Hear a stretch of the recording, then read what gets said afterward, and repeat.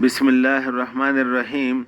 I am Dr. Mohibullah Wazir, and the topic is Extensor, Digitorum, Longus muscle of the leg. Note, there are four muscles in the anterior or extensor compartment: tibialis anterior, extensor digitorum, and then this one, the extensor hallucis, and then the most lateral small muscle, this one, this is the peroneus tertius or fibularis tertius. Note, I make it easy for you. Out of these four muscles, only the tibialis anterior is tibial in origin. The other three, extensor digitorum, extensor hallucis, and peroneus tertius, these are all fibular in origin. Note, from the upper 3/4 of this anterior or extensor or medial surface originate the extensor digitorum longus edge to edge with the tibialis anterior. From the middle third originate the extensor hallucis longus, and from the lower third the peroneus tertius or fibularis tertius. So all these three muscles of the extensor compartment except the tibialis anterior originate from the fibula. So extensor digitorum, this muscle lying edge to edge with tibialis anterior, originate from the upper 3/4 of the anterior surface, are also called as the medial surface of the fibula. Some fibers extend over onto the lateral condyle of the tibia as well, while some fibers originate from the metatarsus membrane as well. Lower down over here, it overlaps over the origin of the extensor hallucis. While more lower down, what happens? The extensor hallucis, it comes out, and now the extensor hallucis lies between the tibialis anterior and extensor digitorum.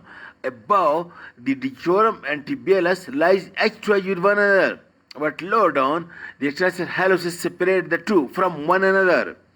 Then look, this extensor digitorum, it passes deep to this superior extensor retinaculum, and it passes deep to this inferior extensor retinaculum, and having its own synovial sheath, but this synovial sheath is also being shared by the peroneus tertius muscle.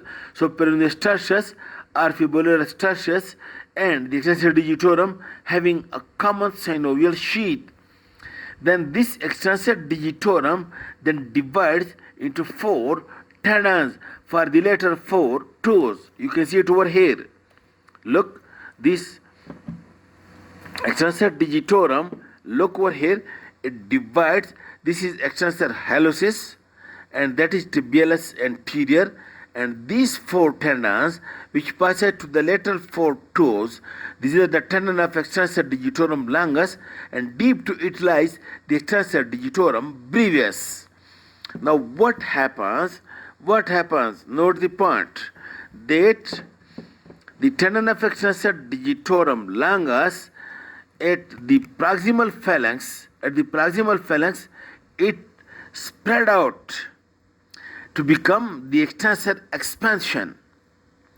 And then this extensor expansion like this, if let me say, if this is the tendon, then this tendon spread like this, which called extensor expansion at the proximal phalanx.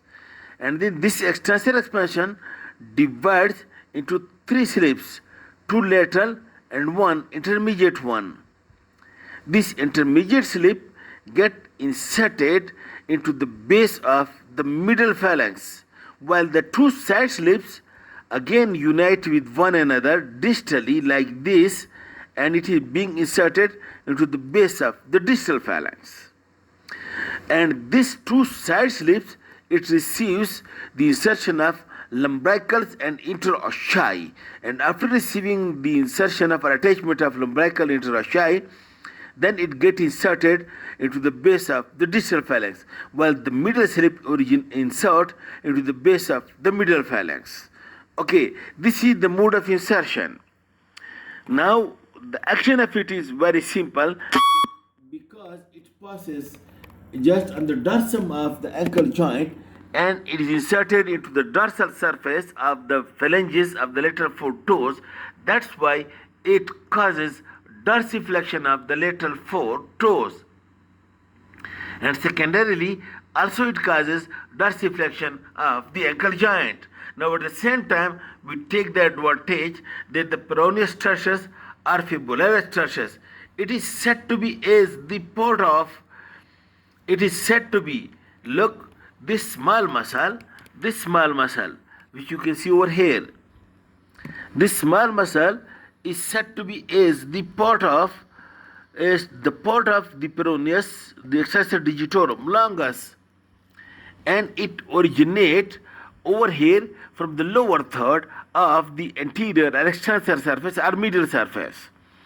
And then this peroneus tertius, it passes deep to the superior extensor retinaculum and deep to the inferior extensor retinaculum, and it is inserted into the base of the dorsal surface of the fifth metacarpal bone. Some fibers encroaches over onto the dorsal surface of the fifth metacarpal bone as well. You can see it over here. Also, look, this small muscle, this very small muscle, make it very close. This is peroneus tertius, and you see the tenon, and it gets inserted onto the dorsal surface of the base of the fifth metatarsal, and some fiber also passes over the dorsum of the fifth metatarsal bone. This dorsiflexes the ankle joint, dorsiflexes the fifth, and also look, also it elevates the foot like this, which is called as eversion.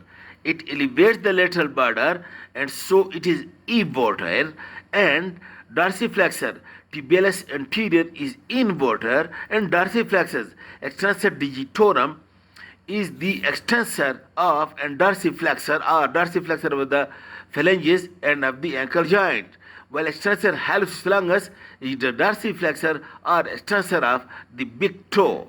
This is about the digitorum and peroneus tertius.